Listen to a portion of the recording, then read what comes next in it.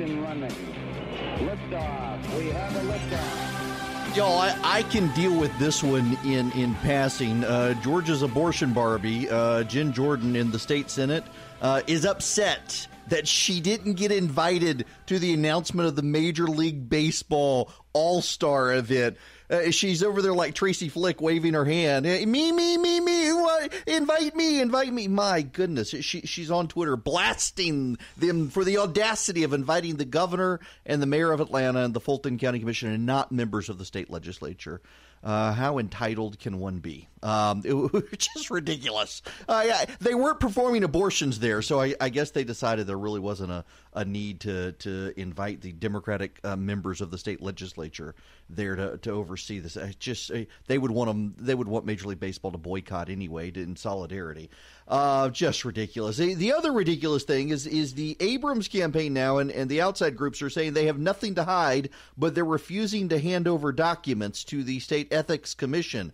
One of the big issues here has long been this new Georgia project, which Stacey Abrams helped start. It was a group that did voter registration in 2014, and many of the state Democrats thought it was essentially a con job. I mean, these are Democrats who have told me they thought it was just a scam, that Abrams was taking a bunch of money and not actually delivering. And in fact, we now know that a bunch of the voter registrations done by this new Georgia project were wrong. They were bad.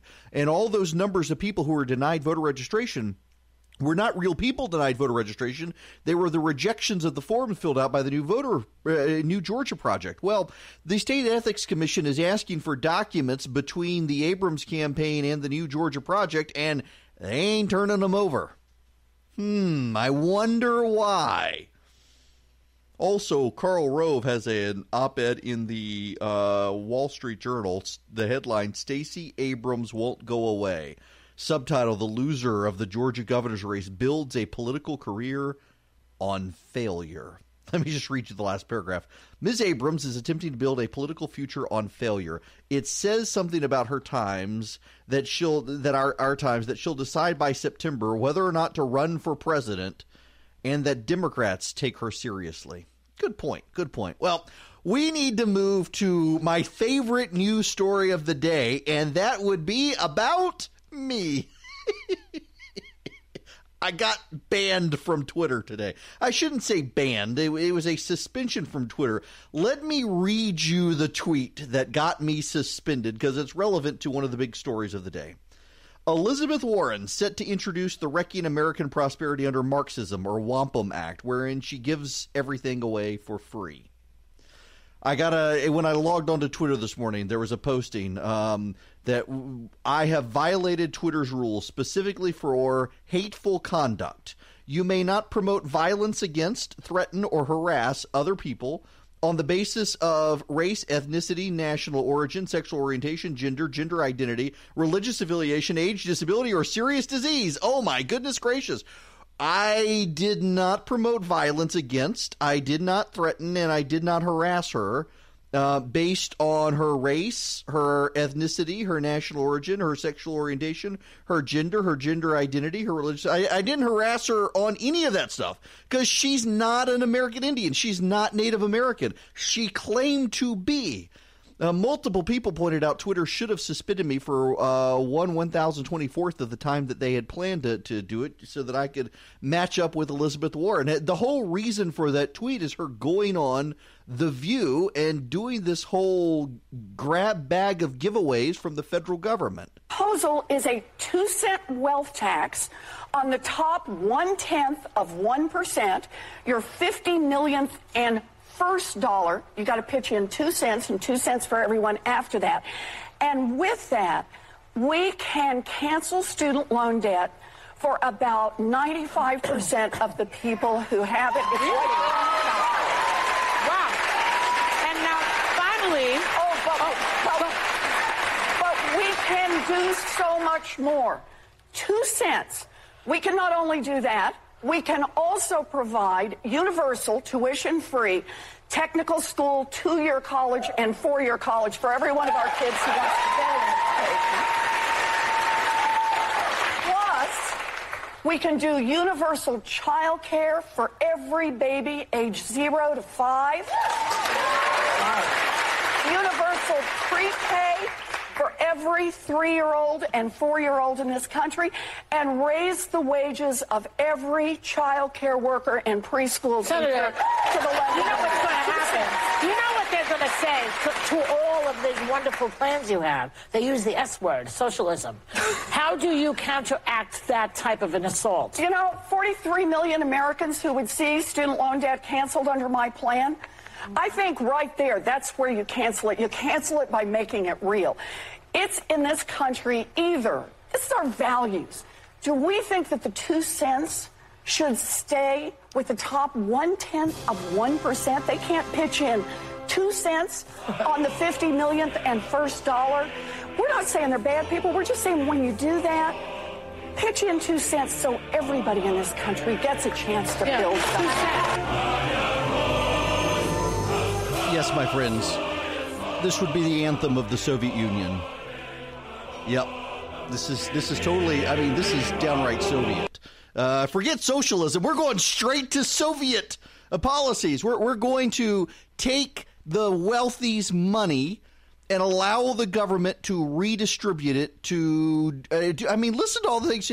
Universal health care, universal education, universal college, get rid of student loans. She went on from there, though. She also wants the government to pay for everybody's abortions. Want an abortion? She wants the government to pay for it.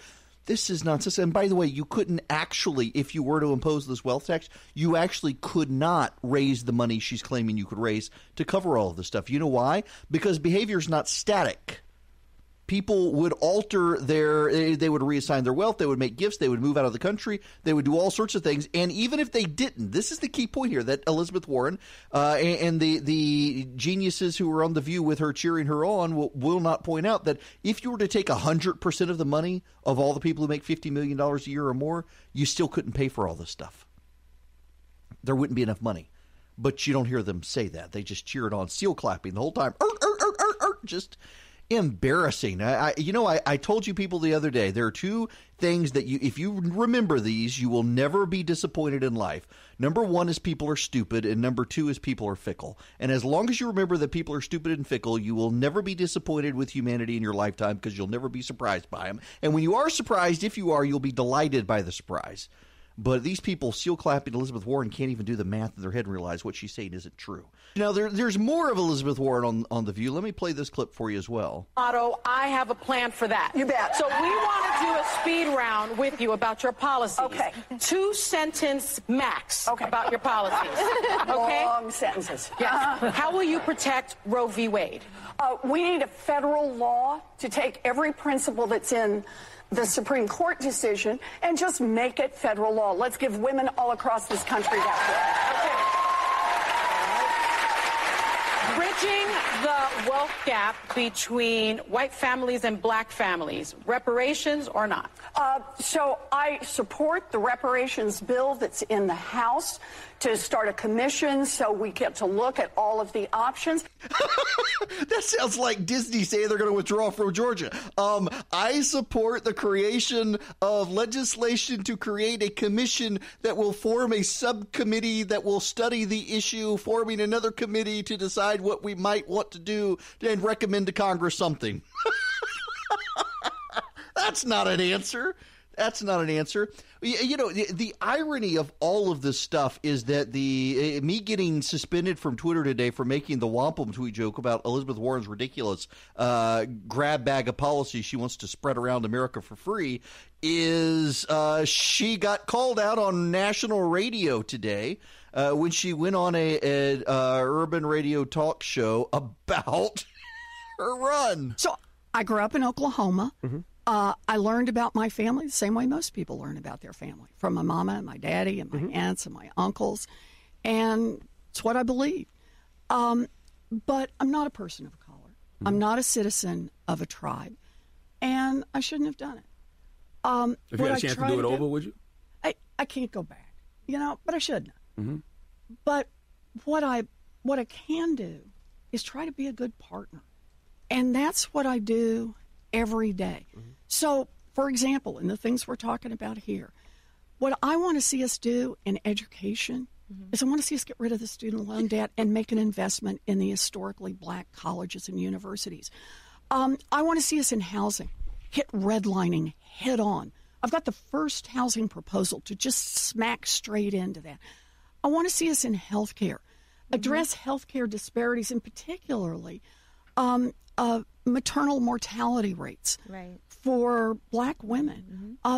We got serious problems. I see you talk about reparations as well. Yeah. So what, your family told you were Native American? Yeah.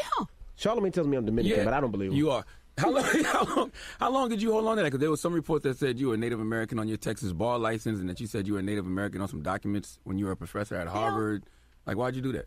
So it's what I believe. You know, that's, like I said, it's what I learned from my family. When did you find out you weren't? Well, you know, I'm not a person of color. I'm not a citizen of a tribe. And tribal citizenship is an important distinction. And not something I am. So. Were there any benefits to that? No. Boston Globe did a full investigation. Oh, whatever. It never affected Liar. My family, ever affected any job I ever got. It affected other people's jobs. Discount in college. No. You kind of like the original Rachel Dolezal a little bit. Rachel Dolezal was a white woman pretending to be black. No, this is what I learned from my family. Yeah. The original Rachel Dolezal. You know, in fairness, my grandfather told me when I was a kid that he's from northern Sweden near the Arctic Circle and told me that my family were a bunch of reindeer herders. I always believed it until I went to Sweden and they were farmers. They had reindeer, some of them used to, but they weren't actually herders. They were farmers and other things. So I totally get, but come on, she used this past the point where she knew better and she got jobs and other people didn't because she used this. Harvard was delighted. They hired her because she claimed to be Native American. They announced her as their first Native American faculty member at the law school. Someone lost a job because Elizabeth Warren lied. Rachel Dolezal.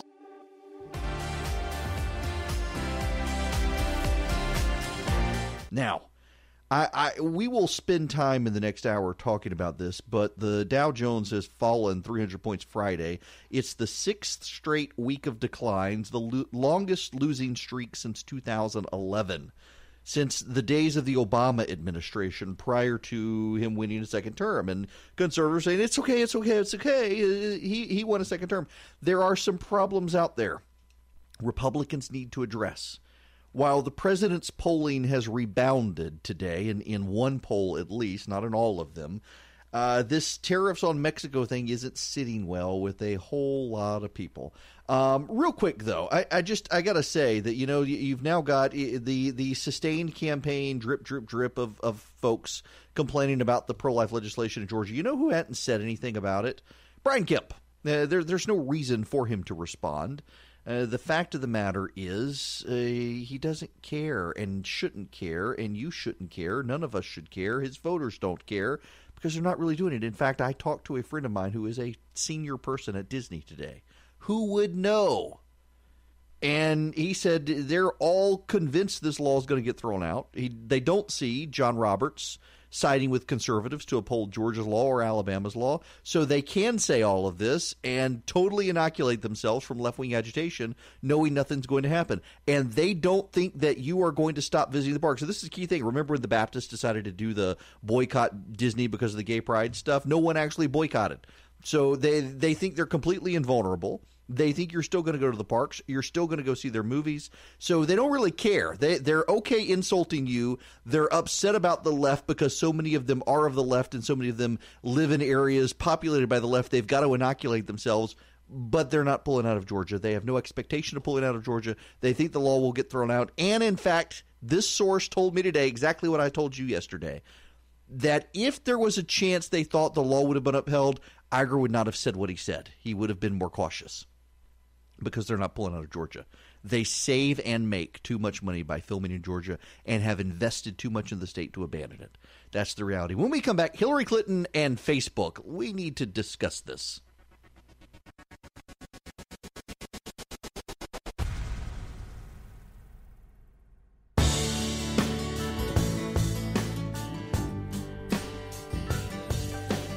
I don't want to talk about Hillary Clinton and Facebook. Before I do that, though, can I just talk about Tony Ressler? You heard the clip in the newscast. He was on CNBC. They asked about the Georgia fetal heartbeat legislation, and he's talked about how bad it was for business. That they've spent 15 years cultivating Hollywood as a business in the state, and they're going to do this to that business. It's just bad for business. I bet he said he doesn't want to talk about the morals of it, which is an interesting cop-out, because what about tobacco? Georgia used to have a ton of tobacco farmers. In fact, had a whole tobacco industry. Brown and Williamson was down in middle Georgia. Spent a whole lot of time in Georgia cultivating those tobacco farmers and the tobacco industry in Georgia, but tobacco was causing people to get lung cancer. The way tobacco plants were becoming more and more potent with nicotine and causing health problems for people, and don't want to talk about the morality of it because it really bad for business the way Georgia and the federal government decided to shut down the tobacco industry in Georgia. Let's not talk about the morals. You see, here's the problem. Everything you do in life, if you're a decent human being, you do with some guide to your morality. Now, Tony Ressler can be pro-abortion and disagree with the morals of it, but, the values of the state are pro-life. Majority of Georgians are pro-life. Now, not all Georgians, in fact, it's a plurality of Georgians, don't want first trimester regulations on abortion. And the governor and the legislature went beyond what those people wanted, but then they were the elected representatives. We're not a direct democracy. So for him to blast it as being bad for business, I guess he would be okay with Georgia starting a huge porn industry because, it's business, it's job creation in Georgia. The whole idea of separating business from morality, one of the problems with American capitalism today and one of the reasons the left has been so able to amp up the idea of socialism in the country is because businessmen like Tony Ressler have decided you can separate morals from business when you can't. You're either amoral, immoral, or you're moral. And trying to separate it out and say it's bad for business, the majority of Georgians are vastly more interested in saving lives than in propping up a Hollywood industry. And by the way, politically, it's actually genius. I realize we're not supposed to talk about this, but what if Hollywood does pack up and leave? And all of those jobs that were created in Georgia go elsewhere. You know what happens? The state becomes more conservative because all those liberals go back to where they came from. And the state goes back to being even more conservative and less of a swing state. I mean, we're not supposed to talk about the politics of it, but that's essentially what he's doing. This is bad, and it's bad for business, and shame on the Republicans for doing it. No, I think saving lives, including the lives of the unborn, is a deeply moral, responsible thing to do. And if Hollywood doesn't like it, well, Hollywood can go back to Hollywood. They don't have to be here. And if they do, well, then I'm okay with that. I'm totally okay with that. He doesn't want to come out and say that, though. He doesn't want to try to alienate people any more than he already is. But this idea that you can look at a business issue and say, oh, well, to hell with the morality of it. We got to help the business. No, if it's a bad business, you don't do that. It's just a nonsensical idea. Now, let's talk about Hillary Clinton and Facebook. And it's not just Hillary Clinton. Hillary Clinton is attacking Facebook, as are Democrats, for refusing to delete a video of Nancy Pelosi. The big social media platforms know their systems are being manipulated by foreign and domestic actors to sow division, promote extremism, and spread misinformation. But they won't get serious about cleaning up their platforms unless consumers demand it. And we saw why it's so important just last week, when Facebook refused to take down a fake video of Nancy Pelosi. It wasn't even a close call. The video is sexist trash. And YouTube took it down, but Facebook kept it up. So let's send a message to Facebook that those who are in Facebook's communities would really like Facebook to pay attention to false and doctored videos before we are flooded with them over the next months. The problem here is that Facebook runs a platform that anyone can use. And what Hillary Clinton is doing is urging Facebook to punish people who use their platform if Hillary Clinton and her side don't like it. I mean, look at this tweet of mine today that got taken down by Twitter. that Elizabeth Warren's going to introduce the Wrecking American Prosperity under Socialism Act, or under Marxism Act, the Wampum Act. You've actually got progressive states that, well, it's clearly racist because it uses a Native American word, and that's racism. Now, they're in the minority, but Twitter's algorithm sided with them. People are going to use these platforms. What Hillary Clinton's proposal is a very statist proposal of forcing these companies to perform the role of censors as opposed to having Americans decide things for themselves. If someone's going to be misled by something they see on Facebook, they're going to be misled wherever they see it. You can't make Facebook responsible for what stupid people do on their platform. If you do, they're going to have to shut down their platform. And that's essentially where the Democrats are headed, is shutting down social media platforms unless they toe a leftist line. Was the video doctored? Yes, there actually was a video doctor. But you know what? There was another video that wasn't doctored, and the left complained about that as well. They're complaining about Republicans taking Elizabeth Warren. Listen, you've got a video of the governor of Virginia out saying that women should be allowed to give birth to children, keep them comfortable, and then decide whether or not to kill them. And CNN, MSNBC, and social media giants are saying, oh, it's not true. No one ever said that. Absolutely ridiculous. Genuinely ridiculous. These social media companies should not be the censors, particularly because many of them do lean left. They should allow people to regulate themselves and respond in kind and say, no, it's doctored. Here's the truth. Let me give you my counterintuitive position on the resurgence of white supremacism in this country. The reason we're seeing the rise of racists again in this country really isn't because of the left-wing theory that, oh, Donald Trump makes these people comfortable. No. The reason is because of social media. And the reason they're cropping up now through social media and elsewhere is for a very long time, all of us agreed we got to get rid of them. We've got to shut them up. And as a result, there are always people. This is why Gnostics have always thrived. You know, it's very interesting if you go back to the early days of the rise of Christianity. While the apostles were all alive, through the apostle John, who died in AD 100, Eusebius talks about this in his history of the early church. At first, it was all about spreading the gospel message, the rise of Christianity. And after John died, Eusebius says very clearly that the Christian authors turned to not just apologetics of Christianity, but attacks against heretics, because once the last of the apostles died, the heretics came in, the Gnostics came in, and the Gnostics claimed there was a secret knowledge that the apostles had kept from everyone, and that if you would sign up and join with the Gnostics, that they would give you that secret truth. And that's essentially what racists have been doing in this country for the last 20 years. You go to dark corners of the internet, and these people say, we've got the truth here. The reason your life is in shambles is because someone of a different race took your job, and they were able to do it through all of these elaborate conspiracies, and none of it's true. But we haven't been able to see it, and we haven't been able to respond to it. And so it's been allowed to fester. And now with social media, it's being able to fester even more. And the response from the left is, we've got to censor this, we've got to shut it down, we've got to delete it, all these conspiracies, they need to be gone. Well, you're never actually going to get rid of them. What you do, though, is you send them back into dark corners where they can fester even more, where none of us know to respond to them. What we really need to be doing is we need to encourage people to respond to these crazy things. We need to respond to the anti-vax nutters. We need to respond to the racists. We need to respond to the white supremacists. We need to respond to the 9/11 conspiracy theorists, not just say, no, this is unacceptable here, ban them from the platform and send them off into some dark recess of the internet where people go in search of them thinking there must be some greater knowledge. We're never going to get rid of the conspiracy theorists and the kooks. But as long as we're not able to respond to them, and you can't when they're not around, when they don't exist, when you can't see them, they're going to continue to fester. We need more sunlight and transparency. And that means Facebook and Twitter and the like, they shouldn't be banning people for saying things. Now, that's not overly broad, because there are some people who do need to be banned for violence and things like that.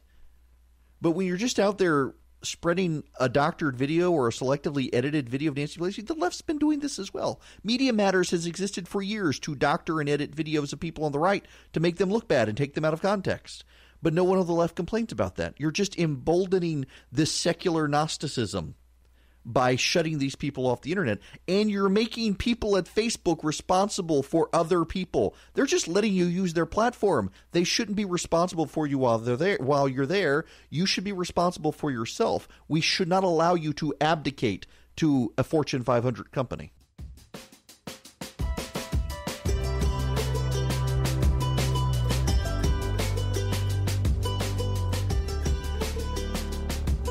All right.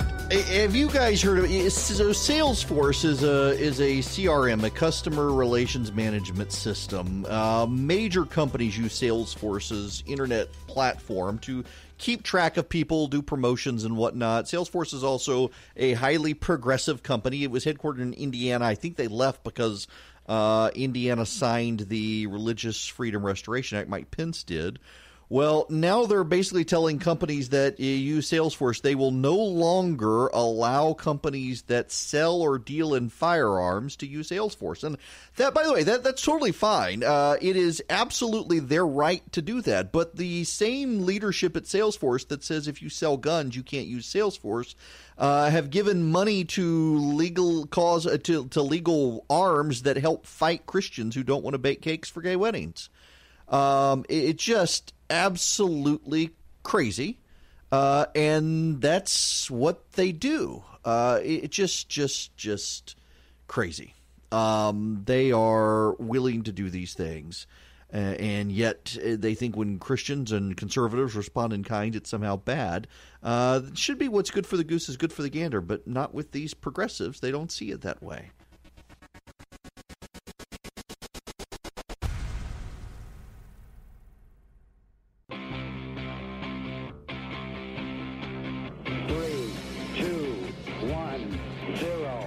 Engine running. Liftoff. We have a liftoff.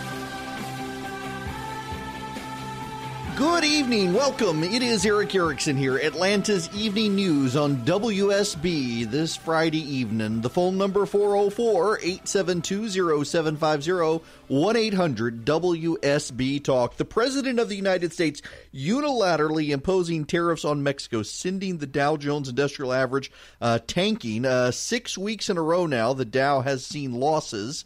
Investors starting to panic and getting rather aggravated with the president over this. And they're not alone. We need to go into some of the dynamics of this because I'm hearing from a number of conservatives who voted for the president in 2016 who are, in fact, rather mad at the president today, in particular over the tariffs with Mexico. They get the tariffs issue with China to a degree because the Chinese have been imposing tariffs, and even if they think the free market system would work better, they get the fight with China. They don't get the escalation of the fight given the rare earth mineral situation, but they get it. There's just a problem in the data for the Republicans right now, and they've got to keep this in mind as they head into 2020. One of the downsides that Republicans have in thinking clearly about this issue is because so many of us, myself included in 2016, did not think the president would win, and in fact, he did lose the popular vote. He only won by 70,000 votes in 3 states that Hillary Clinton did not campaign in, but no one wants to listen to anyone anymore saying this isn't going to end well for you because so many people did get it wrong. Again, though, the president lost the popular vote. We need to talk about the implication on tariffs, though, and the impact on the Republican coalition, because there's data out there that suggests this is problematic for the GOP. Let me step back for a minute. If you're a longtime listener of this program, you know one of my rules. When I was a political consultant, and I was a political consultant for a number of years, I ran federal campaigns, state campaigns, legislative campaigns, local campaigns. And the thing I always told candidates is know when you're in the minority, even when you think you're right.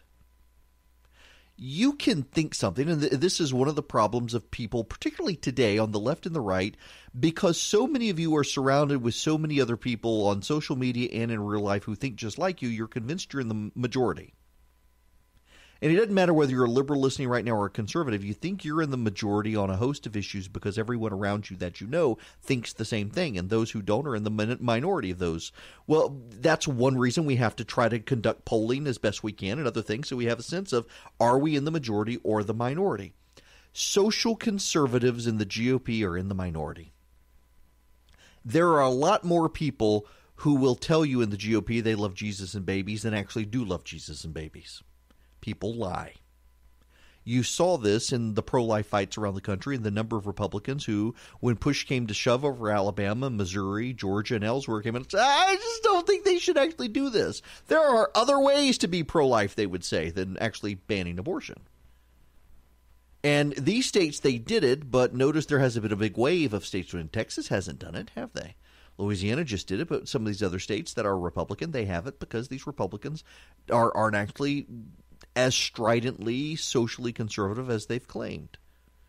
And there is a big division within the GOP on social conservatives and fiscal conservatives, and they've always gotten along. And most of the fiscal conservatives, by and large, even if they're personally in favor of abortion rights, understand the government doesn't need to pay for this stuff. And there's been this compromise. We'll give the social conservatives pro-life legislation. We'll let them ban abortion, but in exchange, they're going to reduce government spending. They're going to be fiscally conservative. They're going to support free markets. Well, the president is shaking all of this up, and the question is, can he bring in more people than he loses by this? And the data doesn't seem to suggest that he's going to be able to bring more people over than he already has. And he only won by 70,000 votes. This is a problem we need to explore. I can't tell you the number of people I've heard from, and what really got me started is one very good friend of mine who is really, really aggravated with the tariff situation. It impacts his business. It impacts his family. You know, Mexico doesn't actually pay tariffs. It is a tax on Americans. What happens is your price of buying take a Corona beer. The price of that is going to go up for you. Your GM pickup truck that's manufactured in Mexico is going to be more expensive now. Your medical device, particularly your insulin needles, are going to be more expensive now. Most of these things are imported from Mexico. They're not manufactured in this country, so the price is going to go up. And that's how the tariffs issue is going to be resolved, is you will pay more in consumer prices, and that's why the market has gone down. It also impacts businesses. Take, for example, China. China is the major exporter in the world of rare earth minerals used in electronics. If China decides to restrict the sale of rare earth minerals to the United States, all of your electronic devices, you're going to have a hard time upgrading them for cheap. It's going to be massively expensive to upgrade them. The reason is because environmentalists in this country have worked very hard to keep the United States from mining rare earth minerals because it's extremely polluting to mine rare earth minerals. China doesn't care. They're a communist country. They don't care if their citizens die in the process of mining for lithium and the other rare earth minerals and elements. And if China restricts them from here, well, we don't have ready access to get them. That impacts the technology sector. Stock prices will go down. The market will be disrupted. And there are a lot of Republicans out there in retirement who voted for Trump in 2016, and they did so because of Hillary Clinton. Therein lies the problem. A lot of these free market conservatives who I won't say they're socially liberal, but they're certainly more moderate than I am on a lot of issues, and they're pro-life, but it's not their issue. They don't care if abortion gets banned, but they're not going to go fight for it. They do deeply care about their 401k, and they deeply care about business. They deeply care about their jobs, and if prices are going up, they're going to be impacted. And you know who they're not scared of? Joe Biden. They don't like Joe Biden, but they don't think he's going to willfully destroy the economy, and they think that Donald Trump is. Now, you can say that this is really important for you to understand here. I'm trying to explain to you these people's position, so that you understand these people are part of your coalition. They joined you in 2016 voting for Donald Trump. And you can say, screw them now, but where are you going to get them from? You're already down, you're already losing the popular vote. The president only needs 70,000 more votes in Pennsylvania, Michigan, and Wisconsin to leave him before he's lost the Electoral College. So where are you going to get these people from? You're not going to get them from a lot of black voters or Hispanic voters. You'll get some Hispanics, not a lot. Where else are you going to replace the free market conservatives who say, you know what, I voted for you because you're running against Hillary Clinton. I don't like her. But Joe Biden was vice president for 8 years. He was in the Senate. He's not a destabilizing figure. And he'll walk back the tariffs. And the tariffs matter to me because my beer price has gone up. My car price has gone up. My iPhone price has gone up. My computer price has gone up. My flat screen TV price has gone up. And my medical supplies have gone up in price. Mexico is willing to work. And you know what? The president could be an out-of-the-box thinking genius here. He could so scare Mexico that Mexico says, we got to cooperate. But what China appears to be doing is what Mexico may do, and that is say, you know what? we're just going to screw with you, Donald Trump, and hurt your economy, and the voters are going to throw you out. And the president needs to think about that. The Republicans need to think about that. This, by the way, is also why Congress should never have given away their Article 1, Section 8 power to impose tariffs. It is a congressional power. They abdicated to the president to take this power, and Congress should take it back. No president should be unilaterally allowed to raise taxes on the American public, and that's what a tariff is. It is a tax increase on the American public. But that's what's happening here. Now, you can totally support the president. Listen, I'm not trying to talk you out of this. I'm trying to explain to you the parameters in which you are in. You can totally support the president. You can totally support the tariffs. You can totally support raising taxes to pay for immigration. You can totally support the trade war with China. You can totally support that. And that's fine. A lot of President Trump supporters do. But what you need to understand in 2016 is he lost the popular vote. He won by 70,000 votes in those three states. Those three states will be deeply impacted negatively by the tariffs imposed on Mexico, let alone on China. In 2018, they turned out at presidential level. And many of the people who voted for Donald Trump in 2016 went Democrat in 2018. And you got to hope that Elizabeth Warren or Cory Booker or Pete Buttigieg or Kamala Harris is the nominee in 2020, because those people will scare these Republicans to vote for Donald Trump. But they're not scared of Joe Biden. And if he's the Democratic nominee, even the president knows he's got problems. And he's exacerbating the problems with this trade war and tariff imposition.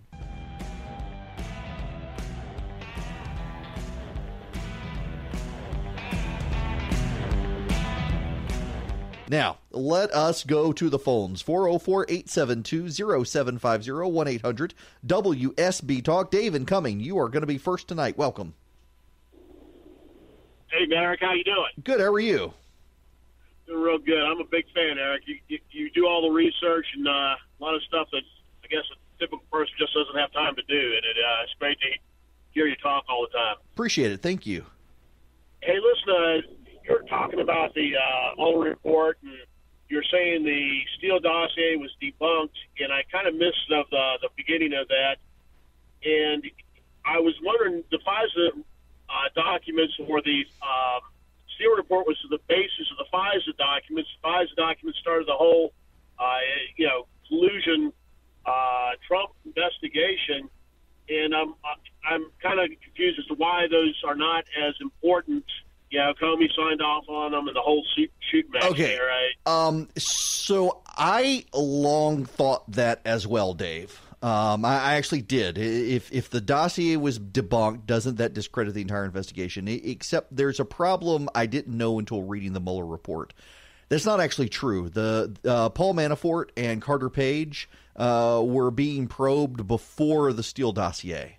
And then being tied into the Trump campaign and then getting independent signal intelligence about the Russians. Let me explain this when I come back, because it's actually a fascinating story here on how so much of what we know turned out not to be true.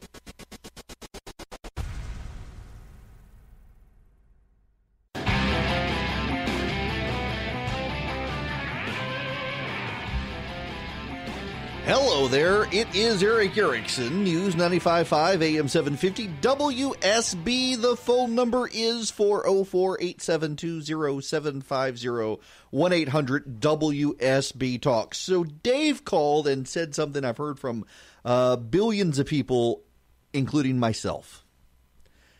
If the Mueller report found the Steele dossier to be full of fraudulent BS, doesn't that undermine the entire investigation? No. I thought that myself. Having read the Mueller report, though, here are the problems with that theory. When did the Steele dossier begin? The Steele dossier began in early 2016. It started originally an operation of Republicans as opposition research for Donald Trump, and it was not then considered the Steele dossier. It was just a collection of opposition research information Republicans had begun to compile when Donald Trump, it looked like he was going to become the nominee in March, April of 2016. It was passed off to some sympathetic Democrats, and it became the Steele dossier through Fusion GPS. The problem is, well, let me just read you, for example, from the Carter Page section, Volume 1, page 95 of the Mueller report. Russian intelligence officials had formed relationships with Page in 2008 and 2013, and Russian officials may have focused on Page in 2016 because of his affiliation with the campaign. Now, there's a relevant section I feel compelled to read right after this. It says, however, the investigation did not establish that Page coordinated with the Russian government in its efforts to interfere in the 2016 presidential election. Before he began working for the campaign in January 2016, Page had substantial prior experience studying Russian policy issues and living and working in Moscow. From 2004 to 2007, Page was the deputy branch manager of Merrill Lynch's Moscow office, et cetera, et cetera, et cetera. Here's the problem. And let me read this. In 2013, Viktor Podobnia, another Russian intelligence officer working covertly in the United States under diplomatic cover, formed a relationship with Page. So here's the problem. You need to understand the timeline here to make it make sense. We had signal and human intelligence completely separate from that existed prior to the Steele dossier, showing the Russians were planning on doing something in our election. Everyone looked around, and the FBI and the CIA saying, what's going on here? And they saw Carter Page and Paul Manafort, who were already being investigated. That's what everyone is missing here. Manafort and Page were already being investigated. No one ever told Donald Trump this. And the Mueller report points out Donald Trump had no idea about any of this. But Page and Manafort had ties to Trump. They had ties to the Russians. They were already being looked at by the Russians, or by the FBI, the CIA, for those ties. And they're like, are these guys trying to get on a presidential campaign? Nah, they couldn't be. Trump has no chance. That's basically what they were. But the rumors kept cropping up. The signal intelligence kept cropping up. And it became very clear that, yeah, something's going on here. And they looked at Page and they looked at Manafort. And then the Steele dossier showed up with Christopher Steele's information. But they were already looking into the Russian interference before that. They already had existing signal intelligence and human intelligence of Russian interference, and they were already looking at Manafort and Page before Steele ever showed up. So you got to keep in mind again, and this is the thing that I keep beating into you as much as I can, lovingly beating into you. It is a substantial fact, separate, devoid of, distant from, separated from the Steele dossier, that the government had intelligence the Russians were trying to interfere in the election. And that is the key takeaway from the Mueller report. It's not obstruction of justice. It's not the Trump campaign collaborating with Russians. In fact, the Mueller report debunks the Steele dossier. What is very important that we all need to keep in mind is that it is clear the Russians wanted to interfere in the election, and they were successful. They got all of us yelling at each other, which is what they wanted to do. It wasn't that they wanted to get Donald Trump elected. That's what the Steele dossier claimed, and that's been debunked by Mueller. What it was is that they wanted us all fighting with each other and ignoring what Russia was doing elsewhere in the world, and that's exactly what they got. Now, by the way, this is why yesterday I said the Steele dossier is as poisonous as it is to both Republicans and Democrats, because the Steele dossier has allowed the Democrats to fixate on the idea that Donald Trump collaborated with the Russians, that they had blackmail on him, and that he collaborated with them. And the Mueller report completely debunks that. It's also poisonous to the Republicans because Republicans are now convinced that this entire Russia investigation began because of the Christopher Steele dossier, and that is not true either. So Republicans are throwing up smoke screens all over the place saying, hey, all of this is discredited because the Steele dossier was discredited, but that's not true. They had signal and human intelligence not related to the Steele dossier that the Russians were trying to interfere. And that was what the FBI was investigating when the president fired James Comey. The Steele dossiers, the most relevant way that the Steele dossier affected anything in the Trump world is that the president fired James Comey because James Comey would not come out and publicly discredit everything in the Steele dossier. And then he went on TV and said it was over the Russia investigation. That's why he fired James Comey. And that directly is the direct reason that Bob Mueller was hired. that the Steele dossier got in the president's head. He was desperate for it to be debunked. And you can't blame him. This is something I think a lot of people miss. You can't really blame the president for that because the Democrats were trying to completely undermine the credibility of his win, a win that no one thought he could win. He won. And the Democrats said, well, he didn't really do it. The Russians did it for him. And that's simply not true. So, of course, he wanted it done. Of course, he wanted the FBI to discredit it. And it pains me to say anything good about James Comey because I really don't like the guy and think he was a bad actor in all this. But he was right when he told the president that you should not have us do this because it will make it look like you're being investigated when we're not investigating you.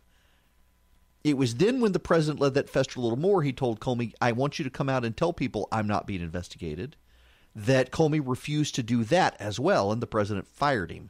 Comey should have done that because the president was never under investigation. He's never been under investigation, and all of that actually caused him to become under investigation in the Mueller report. And that's why the Steele dossier is such a poisonous, ruinous thing for both parties. It's allowed both sides to believe things that aren't true and distract them from the thing that is true, that the Russians really want us fighting with each other and totally ignoring them as they rebuild strength in the East.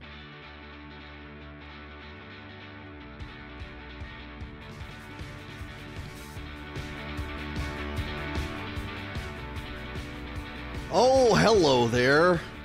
I don't want to weigh in very much on the anti-liberal fight. For those of you who keep up on social media, conservatism and whatnot, there's this fight brewing over those who think that essentially we must, in the culture war, go for all-out victory over the left and win the culture war and then reshape the public order for the good of everyone. And those who think the culture war can never be won. Now, I don't think the culture war will ever be won. And the reason I don't think it'll ever be won is because people are stupid and people are fickle. They'll change their mind. There's no such thing as a permanent political majority. And the other side is saying that we need to create a permanent political majority. The problem with that is that, as Solzhenitsyn pointed out in the Soviet Union, that if you think there can be an absolute all-time winner, then you have to impose totalitarianism to keep the other side from ever having a shot at winning again. And I don't want that. But really, ultimately, here's my key takeaway for you as you head into the weekend. The culture war we're fighting right now is a spiritual fight. It's not a cultural fight. There's a problem with the things unseen, and that's why there will be no winners till the last day.